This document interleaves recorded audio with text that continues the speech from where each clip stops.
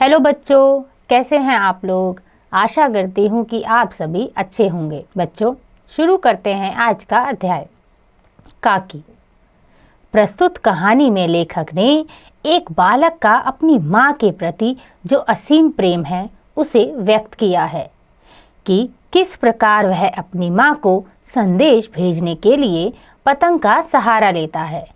यह एक मार्मिक कहानी है जो हृदय को उद्वेलित करती है। बच्चों, दिए गए पतंग के चित्र में अपनी पसंद के रंग भरिए। बच्चों, यहाँ एक चित्र दिया है, उसमें आपको अपने मन के रंग भरने हैं। आइए शुरू करते हैं कहानी। काकी। उस दिन बड़े सवेरे श्यामू की नींद खुली तो उसने देखा कि घर भर में कोहराम मचा हुआ है। उसकी माँ सिर से पैर तक एक कपड़ा ओढ़े हुए कंबल पर भूमि शयन कर रही है और घर के सब लोग उन्हें घेर कर बड़े करुण स्वर में विलाप कर रहे हैं। लोग जब उसकी माँ को शमशान ले जाने के लिए उठाने लगे तब श्यामू ने बड़ा उपद्रव मचाया। लोगों के हाथ से छूटकर वह माँ के ऊपर जा गिरा और बोला, काकी सो रही है, इन्हें इस तरह उठाकर कहाँ लिए जा रहे हो? मैं उन्हें न ले जाने दूंगा। लोगों ने बड़ी कठिनाई से उसे हटाया। काकी के अंतिम संस्कार में भी वह न जा सका। एक दासी बड़ी मुश्किल से उसे घर पर ही संभाले रही। यद्यपि बुद्धिमान गुरुजनों ने उसे विश्वास दिलाया कि उसकी काकी उसके मामा के यहाँ गई है, परंतु यह बात उससे छिपी न रह सकी कि काकी और कहीं नहीं बल्कि ऊपर राम के यहाँ चली गई है। काकी के लिए कई दिन तक लगातार रोते रोते उसका रुदन तो धीरे धीरे शांत हो गया, परंतु शौक शांत न हो सका। वह प्रायः अकेला बैठा बैठा शून्य मन से आकाश की ओर ताका करता। एक दिन उसने ऊपर एक पतंग उड़ती हुई देखी। न जाने क्या सोचकर उसका हृदय एकदम खिल उठा। पिता के पास जाकर बोला, काका मुझे एक पतंग मंगा दो, अभी मंगा दो। पत्नी की मृत्यु के बाद विश्वेश्वर बहुत अनमन से हो गए थे। अच्छा मंगा दूंगा कहकर वे उदास भाव से और कहीं चले गए। श्यामू पतंग के लिए बहुत उत्कंठित था। वह अपनी इच्छा किसी तरह न रोक सका। एक जगह खूंटी पर विश्वेश्वर का कोट टंगा था। इधर उधर देखकर उसके पास एक स्टूल सरका कर रखा और ऊपर चढ़कर कोट की जेब टटोली।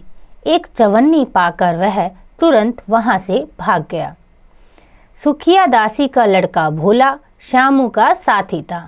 श्यामू ने उसे चवन्नी देकर कहा, अपनी दीदी से कहकर गुपचुप एक पतंग और डोर मंगा दो। देखो खुद अकेले में लाना, कोई जान ना पाए। पतंग आई। एक अंधेरे घर में उसमें डोर बांधी जाने लगी। श्यामू ने धीरे से कहा, भोला किसी से न कहो तो एक बात कहूँ? भोला ने सिर हिलाकर कहा, नहीं किसी से न कहूँगा। श्यामू ने रहस्य खोला, मैं इस पतंग को ऊपर राम के यहाँ भेजूंगा। इसको पकड़कर काकी नीचे उतरेगी। मैं लिखना नहीं जानता, नहीं तो इस पर उसका नाम लिख देता। भोला श्यामू से अधिक समझदार था। उसने कहा, बात तो बड़ी अच्छी सोची, परंतु एक कठिनाई है।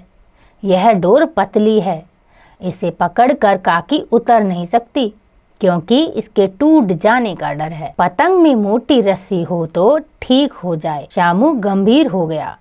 मतलब यह बात लाख रुपए की सुझाई गई, परंतु कठिनाई यह थी कि मोटी रस्सी कैसे मंगवाई जाए।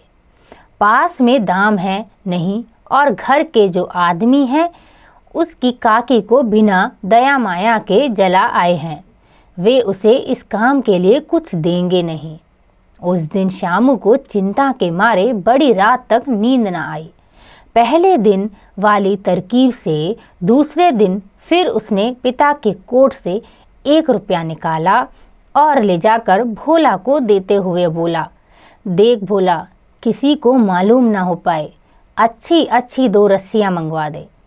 एक रस्सी छोटी पड़ेगी। जवाहर भैया से मैं एक कागज पर काकी लिखवा लूंगा, नाम लिखा रहेगा तो पतंग ठीक उन्हीं के पास पहुंच जाएगी। 2 घंटे बाद प्रफुल्ल मन से श्यामू और भोला अंधेरी कोठरी के अंदर बैठे पतंग में रस्सी बांध रहे थे। अकस्मात उग्र रूप धारण किए हुए विश्वेश्वर शुभ कार्य में विघ्न की तरह वहां जा घुसे तथा भोला और श्यामू को धमकाकर बोले, तुमने हमारे कोट में से रुपया निकाला है? भोला एक ही डांट में मुखबिर बन गया। बोला, श्यामू भैया ने रस्सी और पतंग मंगवाने के लिए पैसे निकाले थे। विश्वेश्वर ने श्यामू को 2 तमाचे जड़कर कहा, चोरी सीख कर जेल जाएगा।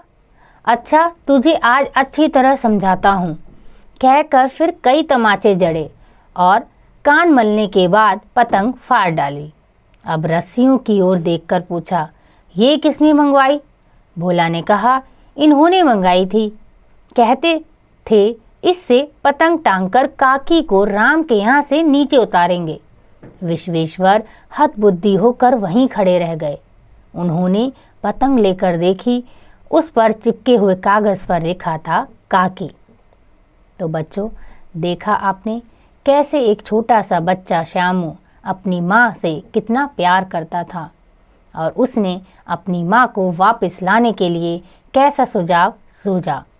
एक छोटी सी पतंग को ऊपर ले जाकर वह चाहता था कि उसकी माँ उस पतंग के सहारे नीचे उसके पास वापस आ जाए। इस कहानी से यह दर्शाते हैं कि एक बच्चा अपनी माँ से कितना प्यार करता है और चाहे माँ कितनी भी दूर क्यों ना चली जाए, वह उसे कभी नहीं भूलता। बच्चों, हमने सीखा सभी की संवेदनाओं को समझना चाहिए। बच्चे अक्सर अपनी भावनाओं का स्पष्ट प्रदर्शन नहीं कर पाते। आशा करती हूँ कि आपको यह अध्याय समझ आ गया होगा। इसका अभ्यास आप स्वयं कीजिएगा।